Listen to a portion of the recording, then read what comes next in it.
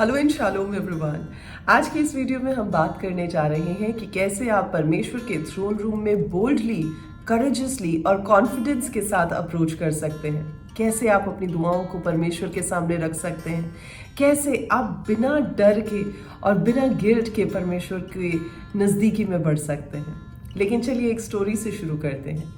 एक बार एक बहुत ही वेल्दी बिजनेसमैन होता है जो अपने बेटे को अपने ऑफिस में लेकर आता है और उसे सारी प्रोटोकॉल समझा रहा होता है। वो उसे बताता है कि जब यहाँ पर कोई फ़ोन कॉल्स आती हैं तो मेरी सेक्रेटरी उन्हें स्क्रीन करती है। अगर तो कोई अर्जेंट और इम्पॉर्टेंट फ़ोन कॉल होती है तो वो मुझे दे देती है, नहीं तो अपॉइंटमेंट देकर किसी और दिन के लिए बात फिक्स कर दी जाती है। यहाँ तक कि जब तुम्हारी मम्मा भी मुझे कॉल करती हैं तो उन्हें बताया जाता है कि मैं किस काम में बिजी हूँ।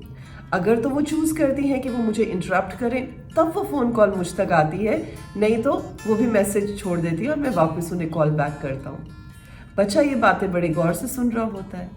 अब वो पापा उसको बताते हैं कि लेकिन जब तुम मुझे कॉल करोगे मैं तुम्हें अश्योर करता हूँ कि तुम्हें वेट करने की ज़रूरत नहीं है। जब भी तुम कॉल करोगे, जिस भी काम के लिए तुम कॉल करोगे, मेरी सेक्रेटरी मुझे डायरेक्टली तुम्हारे से बात करवा देगी। कुछ दिन निकल जाते हैं। अब वो बच्चा अपने डैडी को फ़ोन करता है और दूसरी तरफ से बात होती है तो वो कहता है हेलो डैडी। तो डैडी बोलता है यस बेटा, मैं तुम्हारी कैसे मदद कर सकता हूँ। वो कहता है कि डैडी कोई मदद की ज़रूरत नहीं थी, कोई काम भी नहीं था, मैंने तो ऐसे ही कॉल कर लिया था। तो डैडी पूछते हैं कि ऐसा क्या लगा तुम्हें। तो कहता है कि आपने कहा था कि मैं आपको कभी भी कॉल कर सकता हूँ और वो कॉल आप तक डायरेक्टली कनेक्ट की जाएगी, तो मैं तो सिर्फ एक बार देख रहा था कि क्या जो आपने कहा है ऐसा ही है। देखिए, जब हम परमेश्वर के वचन की बात करते हैं तो इस बात को हम जान लें कि परमेश्वर ने कहा है कि जब तुम पुकारोगे मैं तुम्हारी सुन लूँगा। तो कई बार हम भी परमेश्वर को टेस्ट करने की कोशिश करते हैं कि क्या हमारी आवाज़ परमेश्वर तक पहुँच रही है, क्या हम जो दुहाइयाँ लगाते हैं परमेश्वर वो सुन रहे हैं।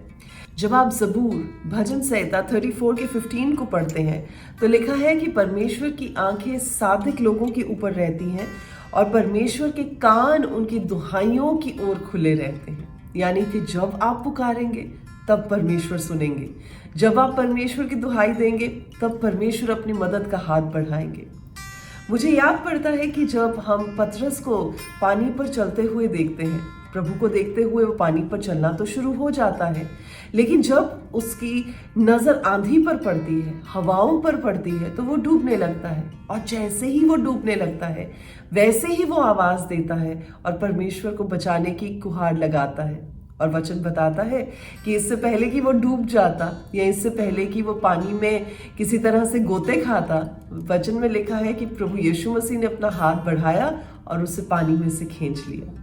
देखिए, इसका मतलब कि परमेश्वर में हमारे लिए वो कॉन्फिडेंस है, हमारे लिए वो हियाब है कि जब हम परमेश्वर को पुकारेंगे तो प्रभु हमारी सुनेंगे।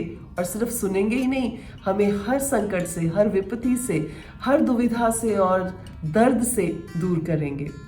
जब आप हिब्रू चैप्टर 10 वर्स 22 पढ़ते हैं तो वहाँ पर भी ये बात लिखी हुई है कि let us draw near with a true heart in full assurance of faith. यानी कि हम एक सच्चे दिल के साथ परमेश्वर के थ्रोन रूम में, परमेश्वर की नज़दीकी में आए और विश्वास रखें कि हम उस नज़दीकी में बोल्डनेस और करेज के साथ आ सकते हैं।